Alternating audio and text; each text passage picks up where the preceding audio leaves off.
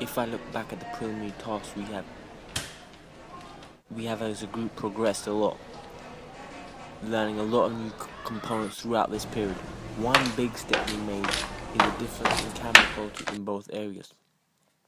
In the preliminary tasks we used flip cams, which of course at the time have quality of camera which was good, but once we got to the final product stage we used HD cameras. This is a big jump in a lot of the features.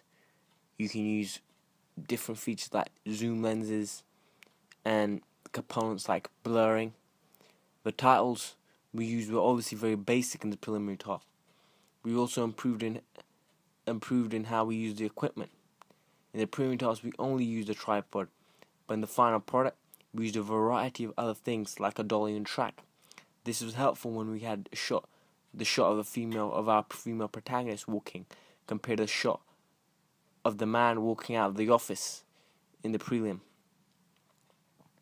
The way in which we started using different camera shots in the prelim and we were able to incorporate that into our final product was a helpful technique. The shots we used in our preliminary task were shot reverse shot, match on action, and the 180-degree rule. This was helpful, but many of these techniques we didn't utilize in our main thriller opening, but instead we used a wide range of other camera shots like close-ups and long shots.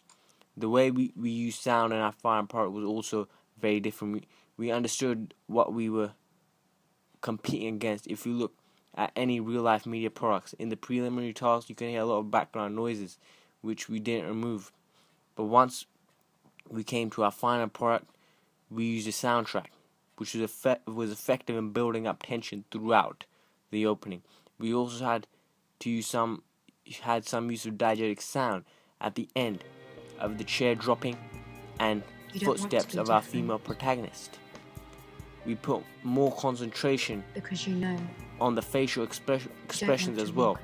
It is important for an audience to take the product seriously.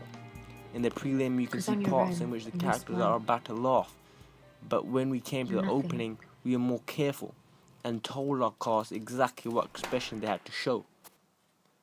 Our titles were a lot more professional as well now, because we were using Final Cut Pro and After Effects as our editing software, rather than just at the beginning it was just basic iMovie. We also then realized the importance of mise-en-scène. The costume used in the preliminary were not prepared at all. There were mistakes. Like I myself, who was in the preliminary task, was supposed to play the role of the boss. I was not dressed at all for it. The mistakes that we made were that one of the mistakes was that we left our school ID on while filming the entire prelim. We didn't make any stupid mistakes like this in our final product though. We figured out the importance of using props in our opening as well, as this would help distract some attention and not give too much away.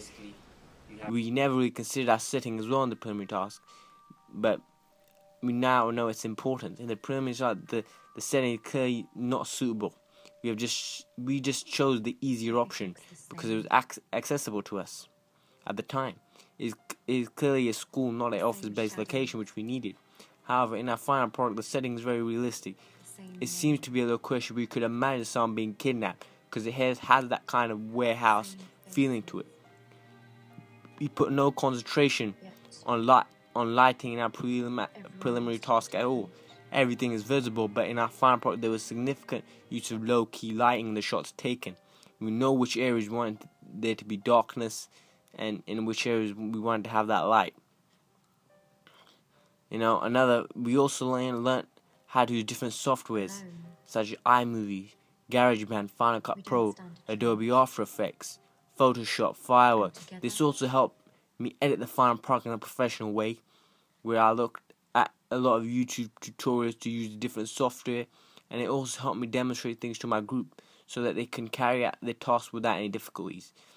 I had to do a lot of research on Final Cut Pro and had to know how to use it, because it had to be used in our final product, which I need to be careful on whilst editing, as if there was a mistake that could ruin other things whilst in the process of editing our final product.